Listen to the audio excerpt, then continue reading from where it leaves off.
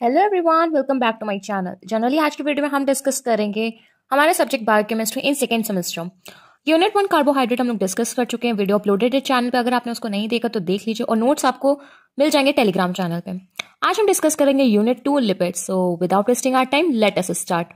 हम generally discuss करते हैं सिलेबस के अकॉर्डिंग। तो सिलेबस में आपके 20 पॉइंट्स मेंशन है, फैटी एसिड्स और डेफिनेशन, मुफा फूफा और क्लासिफिकेशन, साथ ही साथ में आपके में डाइजेशन, एब्जॉर्प्शन और इसके रिलेटेड डिसऑर्डर्स, कंपाउंड जो कोलेस्ट्रॉल से मिल रहे हैं, ketone bodies, lipoprotein, lipid profile and atherosclerosis. तो ये आपके कुछ पॉइंट्स है जो लिपिड्स यूनिट में हम डिस्कस करेंगे वन बाय वन। अगर आपको कोई भी पॉइंट में कोई भी प्रॉब्लम हो तो प्लीज कमेंट बॉक्स में मेंशन कर दीजिएगा। अगर अभी तक आपने मेरे चैनल को नहीं ज्वाइन करा है, नहीं सब्सक्राइब करा, तो आप प्लीज चैनल को ज्वाइन और सब्सक्राइब कर लीजिए। The word lipid is derived from Greek word lipos meaning fat, universally present in plant and animal cell.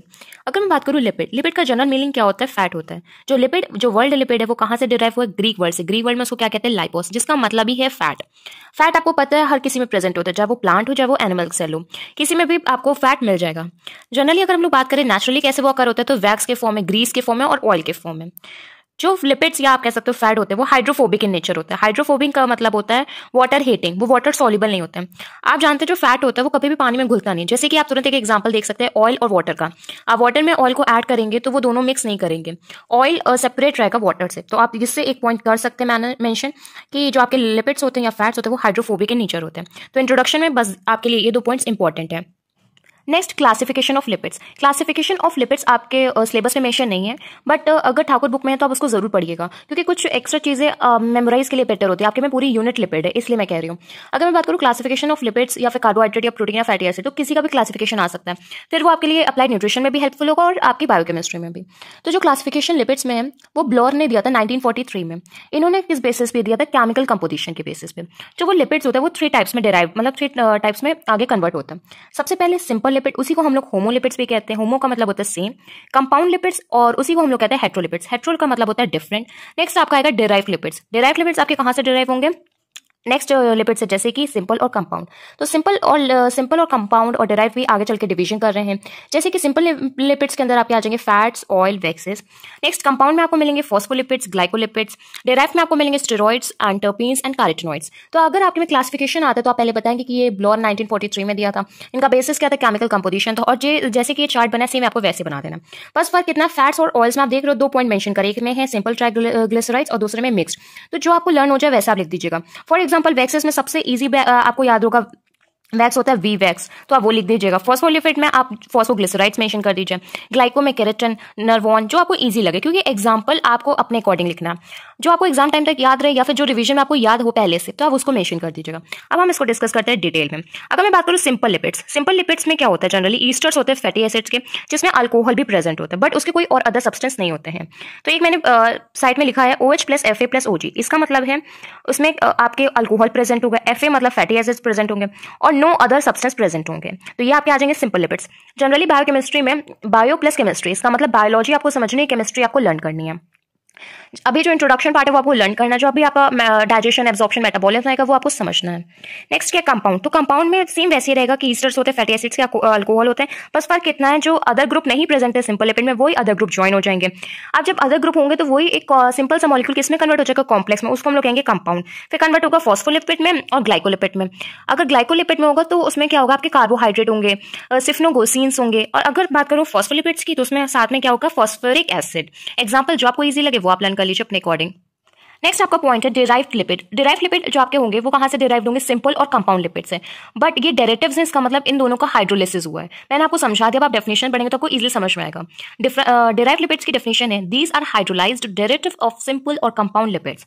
Example में भी दे रखा है आपके स्टेरॉइड्स, तो आपको जो इजी लगे वो आप लर्न कर लीजिए। नेक्स्ट हमारा टॉपिक है फैटी एसिड्स। फैटी एसिड्स की डेफिनेशन मैंने मार्क करी है। फैटी एसिड से कार्बन एटम तक, तो सेम एज इट इज आप लर्न कर लीजिएगा। फैटी एसिड्स में होता क्या है? ग्लिसरॉल्स होते हैं। ये सारे अक्कर क्या करते हैं? फैट्स को करते हैं। ये जो एसिड्स होते हैं वो बहुत ही ज्यादा लॉन्ग चेन के होते हैं, अनब्रांच चेन होती है, और वो किससे कनेक्टेड होते हैं? Even number of carbon atom से। अब फैटी एसिड्स की अगर मैं बात करूं, फैटी एसिड का में नाम ही आ रहा फैटी, इसका मतलब उसमें फैट फिल होगा। और सबसे ज्यादा फैट कौन लेके चलता है? ग्लिसरॉल। मैं आपको याद करने का थोड़ा सा ट्रिक बता रही हूँ, जिससे आपको डेफिनेशन ना लेना हो तो आप इससे बना के भी लिख सकते हैं। तो आपको पता चल गया फैटी एसिड में ग्लिसरॉल होगा, जो क्या कंटेन करेगा? फैट करेगा।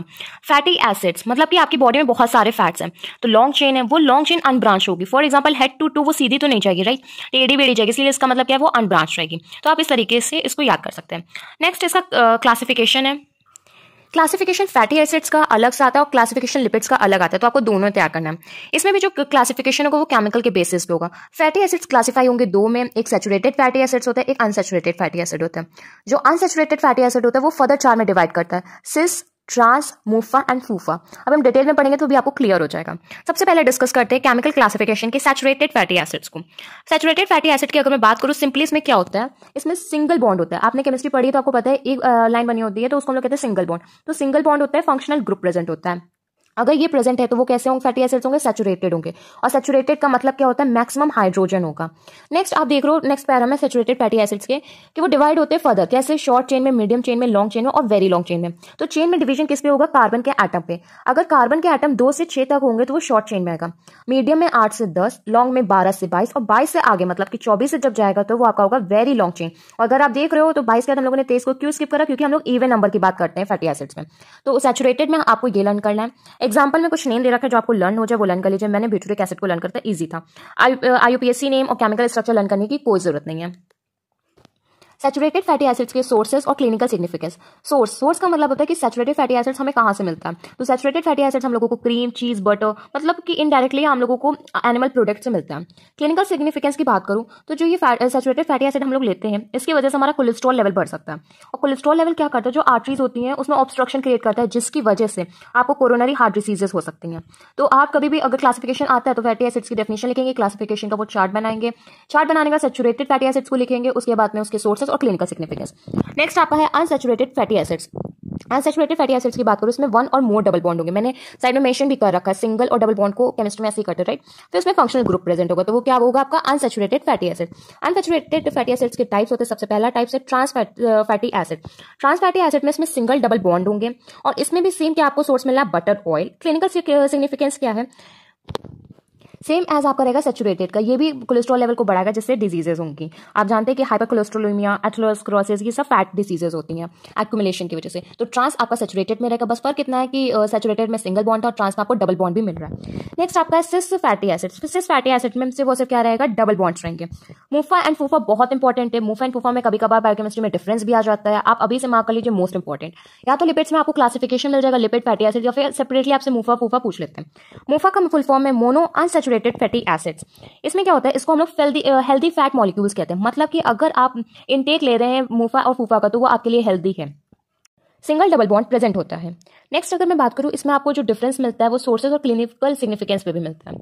नेक्स्ट अगर मैं बात करूं तो सोर्सेज क्या है? सोर्सेज मूफा के मोनो अनसैचुरेटेड फैटी एसिड्स, तो dairy products, almonds, seeds, olives, तो ये सब चीजें आप को क्या प्रोवाइड करती है? मूफा को। नेक्स्ट एक अंडरलाइन है sunflower oil has 85% and olive oil has 75%। मतलब कि सनफ्लावर ऑयल में 85% मूफा प्रेजेंट होता है, ऑलिव ऑयल से बेस्ट आपका है।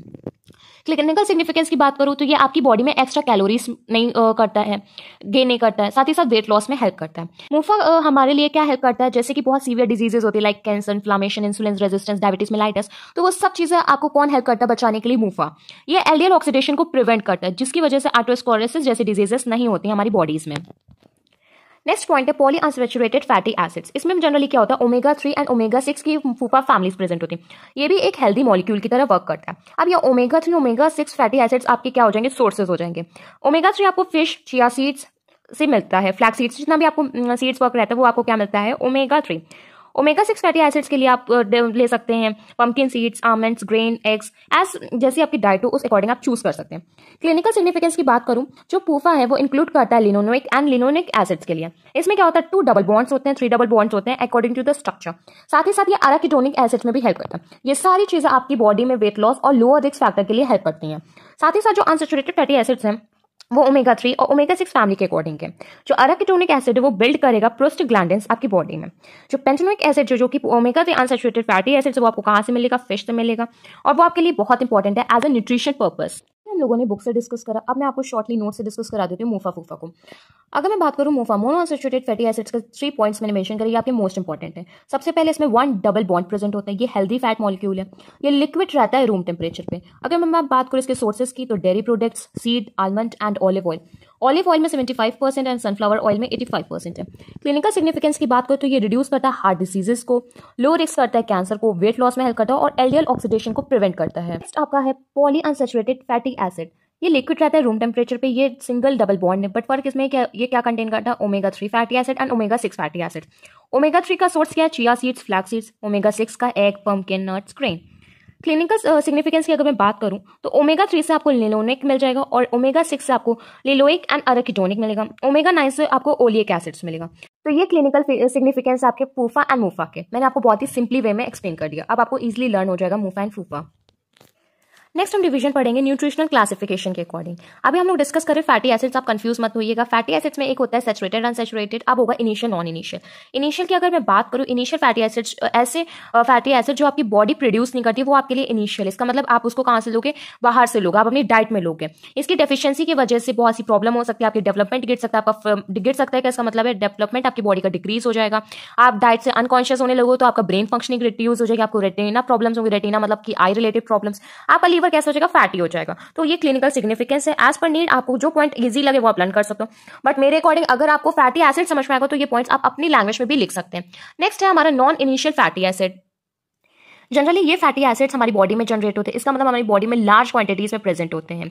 ये मोस्टली किससे बने होते हैं, कार्बोहाइड्रेट से, इसीलिए इनको ज्यादा नेसेसरी नहीं होते हैं डाइट के, क्योंकि हमारी बॉडी में हमारा building block carbohydrate, protein and fat का होता है। तो आज की वीडियो में बस इतना ही। अगर आज का टॉपिक आपको समझ में आया है, ईजी लगा हो तो प्लीज वीडियो को लाइक कर लीजिए, चैनल को सब्सक्राइब कर लीजिए। अगर आपका कोई भी डाउट हो तो प्लीज कमेंट बॉक्स में मेंशन कर दीजिए। Thank you.